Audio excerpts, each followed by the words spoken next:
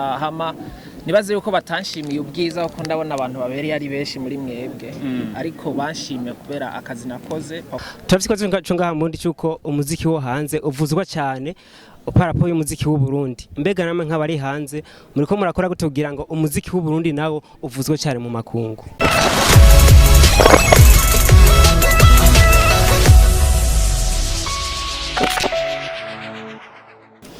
Reka ndabaramutse mwigumise mudukurikirana muri kumwe na Shashi Romantique the special for creation from +250 the one and the only around the world aka umwagazi w'Imana.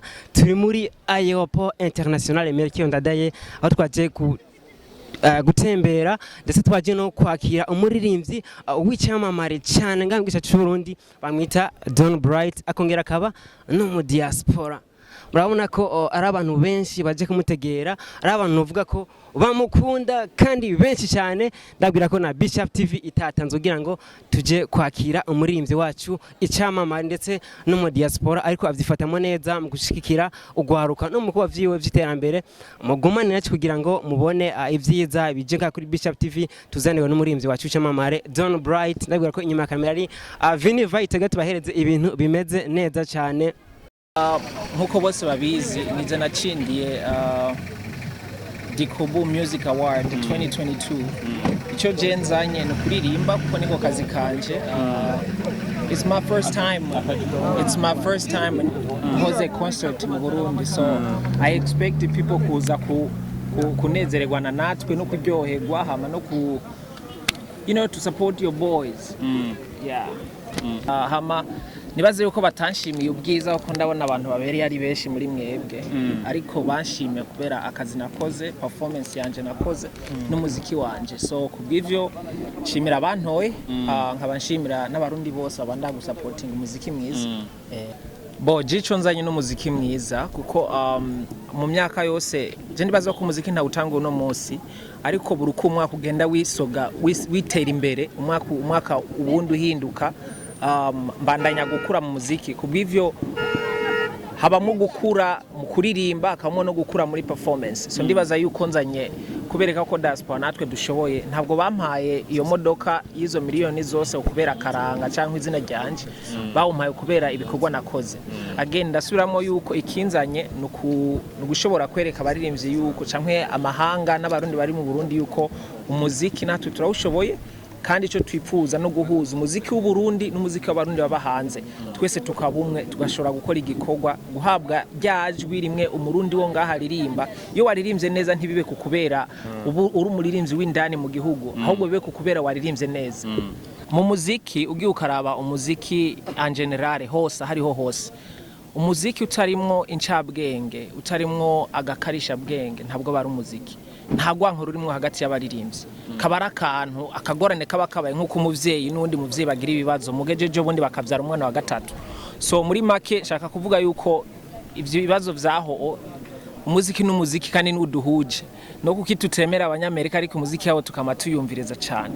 So kubindi kubijanye na social mura, honestly he's my brother kabisa. Ugiye ukanavugana nawe aje kunsupportinga ibizokurikira inyuma yaho navyo tubiha amaso, ariko aje kugira ngo afate umuziki, afashe umuziki wanje, afashe muri career yanje umuziki no gufasha kwihigitera mu twimirije. Nitwa Shashi Romantique nkorera kuri Bishop TV.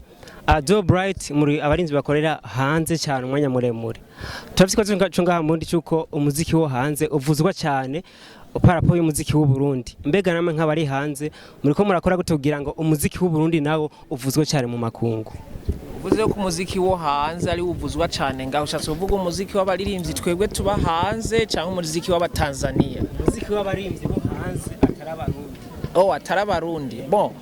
Ico nibazo ko ari ikibazo buri umuntu wese afise ikimugenga. Muri je ku ruhande rw'iwanje kuba ndiyo nkaba mvuga indirimbo ziwanje mu rurimi rw'iwacu twumva rw'ikirundi, mba ndiko ndagerageza kugira ngo nizi wanje bazivuza hari abasi bazokumve ko harimo ikirundi ari umurundi yaririmbye. Ndibaza yuko kugo ruhara rwanje ndagerageza aho gace kanje.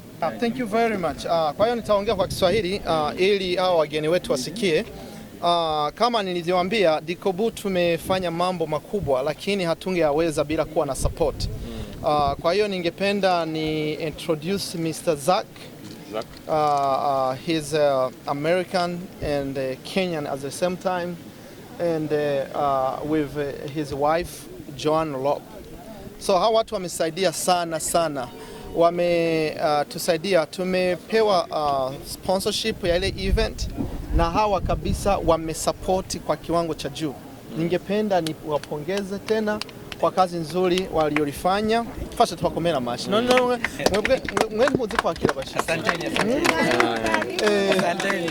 Kwa sababu wamefanya mambo makubwa sana. Kwa kitu kingine ni wageni hapa. Nadhani ndo mara ya kwanza kufika. Na tumepanga hii safari tuko wote na kuna miradi mingi tuko wote tunafanya. Kwa hiyo wanakuja kuangalia jinsi wanaweza kutusaidia na kufanya kazi zingine na sisi wenyewe. Kwa hiyo ningependa nisipotezee muda. Yes. Hata kaneno moja tu au moja tu mbili. Hamjamboni. Kwa majina naitwa Zakayo mrefu. Nimetoka Kenya lakini naishi Marekani. Naishi na ndugu yangu Samuel. So yeye ndo introduce kwa Dicobu. Yes. Yeye ndo introduce kwa Dicobu. As far as talent, tukakuwa na Don Bright hapa akatuambia, so sisi tumetoka Afrika, tunajua changamoto sana ya wasanii ama talanta tofauti. So kampuni yangu inaitwa Imani Wellness. Mimi na mama, my wife, we are providers, we are doctors. So ndo tuliweza tuseme tutashukuru Mungu kwa sababu tuweka hiyo that platform tusaidiane. So ndugu, congratulations. Tuko na wewe, tutaendelea pamoja. That's right, yes. So yes, kwa Kenya sisi East Africa sisi ni mandugu na madada. So tumekuja hapa tufurahiane, tuchangamke, tuone vile tunaweza saidiana kibiashara, kisanii, whatever the talent, whatever Mungu atatuwea kipao tusaidiane. So mbarikiwe sana, God bless you, thank you so much, asante. Murakoze cyane. Ubwa mbere nagira mbanze kwakira bano bashitsi mere kuri Do Bright. Igiharo nk'agashimwe muri Amerika niho narindi. Ndibuka ko n'urufunguruzo rw'umuduga nije narumuhaye. Turi kumwe n'urongoye Dicobu.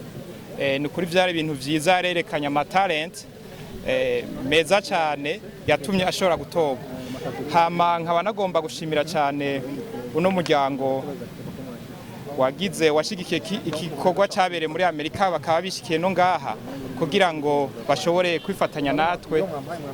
Ikiye ni ikintu cyerekana ko ari igikorwa cyiza cy'urukundo.